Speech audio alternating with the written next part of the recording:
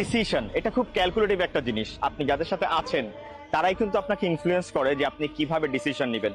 ধরে নিন তিনজন অন্ধ মানুষকে এই গাড়িটা দেওয়া হলো, দিয়ে বলা হলো এটা কি। একজন অন্ধ মানুষ টাচ করলো, সে বলবে ইটস এ গ্লাস। আরেকজন অন্ধ মানুষ টাচ করলো, সে বলবে এটা তো স্টিল।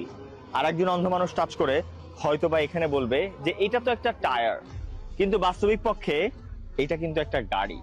এই তিনজন অন্ধ মানুষ কেউই পুরা পার্সপেক্টিভটা বুঝতে পারেনি। ঠিক একইভাবে আপনি একটা পটেনশিয়াল দেখেন।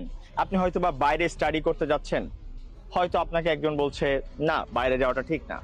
আবার এখানে কোনো একটা ইউনিভার্সিটিতে আপনি অ্যাডমিশন নিতে যাচ্ছেন, আর দুইজন বলছে না এই ইউনিভার্সিটিতে তুমি অ্যাডমিশন নিও না। অথবা আপনি আপনার জবটা ছেড়ে একটা বিজনেস করতে চাচ্ছেন, একজন বলছে বিজনেস করা যাবে না, তুমি জব করো। অথবা আরেকজন আপনাকে কোনো জ্ঞান ছাড়াই আপনাকে বলতেছে যে আপনি আপনার জবটা ছেড়ে দেন আর আপনি বিজনেস করেন, অনেক ভালো করবেন। এই পুরো ব্যাপারটা না সবাই তার নিজের চোখে দেখছে, ঠিকই অন্ধ মানুষগুলোর মতো।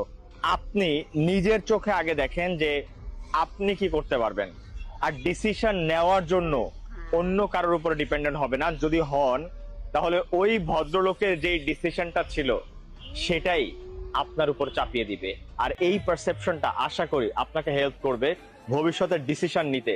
কারণ ডিসিশন নেওয়ার আগে হাজার হাজার ক্যালকুলেশন করা লাগে, তারপরে ডিসিশনটা নিতে হয়। সো অন্যের ডেটার উপরে বেস করে ক্যালকুলেশন না করে, অন্ধ মানুষের ডেটার উপরে বেস করে ক্যালকুলেশন না করে আপনি নিজ চোখে দেখেন আর তারপর সঠিক ডিসিশনটা নেন।